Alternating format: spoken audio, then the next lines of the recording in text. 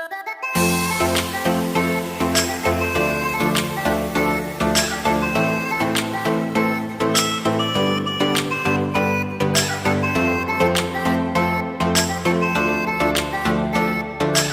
you meet a man that has done business with God for many years, he can read the writings on the wall and tell you, I know this move. When I was 17 years, this was how the formation of the revival started. And now I see that same formation. So he can guide you. An example of such a move and such an advantage was Eli and Samuel.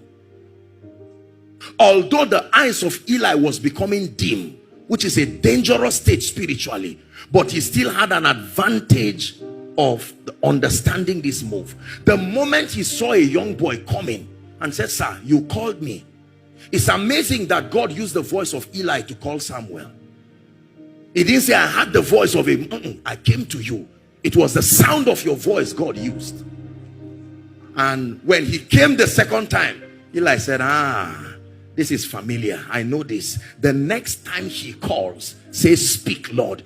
Because until you respond, he cannot continue. He will not violate your will. Remember that God lures men. Oh dear, help me, Holy Spirit. I don't want to delve and talk about so many things now.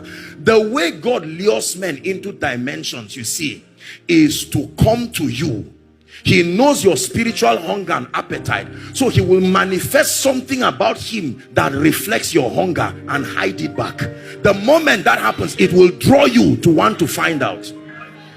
So as a man of God, you are trusting God for a prophetic grace. For instance, now you will come for a meeting and it's like it will be hazy. You'll be hearing Janet and say, should I embarrass myself or not? Who is Janet? I'm the one. Are you five in your... We are five. You see, you are happy. And then the next meeting, you will try it again. And it will not work. It is not backsliding. He's luring you. Dimensions in the spirit cannot only be believed. They can be tasted. Oh, taste and see. I've always used this example. Let me use it again. I come from the north. And many of you have them here, right? That these people that sell meat. Yes. They never allow you buy it. They allow you taste it first. Because they know that the awareness of what is in your pocket will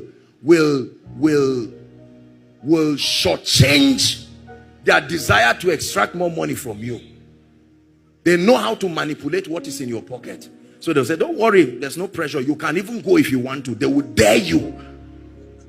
And so you plan to spend 1,000 naira. And your wife is standing there with you. And then you taste one. What of this one? This one is like it has too much fat. They will bring out another one and say, this one doesn't have fat. You end up spending 5,000 naira there unplanned for. When God is about to call Moses, Moses sees a bush burning but not consumed, and the bush continued there. It was God luring him. He said, I will turn aside and see this great sight. The moment he turned aside, he said, finally, I've got it. That's all. The morale for all this was to get your attention. Let me tell you this. It is hard to get man's attention. The distraction that is upon mankind cannot allow us to focus on God and understand. God is very excited when he finally gets man's attention. He doesn't hide it. You see his excitement. That's why when God is trying to use a man and you come to distract that man, God will say, you don't know what I went through to get this guy to now pay attention. You better not be a distraction. There are many skills that the Spirit of God can employ to get men's attention. He can relocate men. He can go as far as making you lose your job. And it doesn't matter in this economy because restoration is still possible. So it's only you that knows you are at a loss. In the economy of God, it doesn't make any difference. Because 6 months later, you can be back to what you would have been. So you are the only one who is feeling it as a loss. But I mean, the realm of the spirit is looking at you and saying, what is this guy saying? So God can be at liberty and comfortable to let you lose your job, because you think that if that job does not come, the salary of 5 months, and God is saying, look, there are weightier matters. This is not the issue of the job. It's the reason why when you are scared and pray some prayers, God just overlooks it and says, let's deal with the major issues. There is already a provision to tell you sorry later.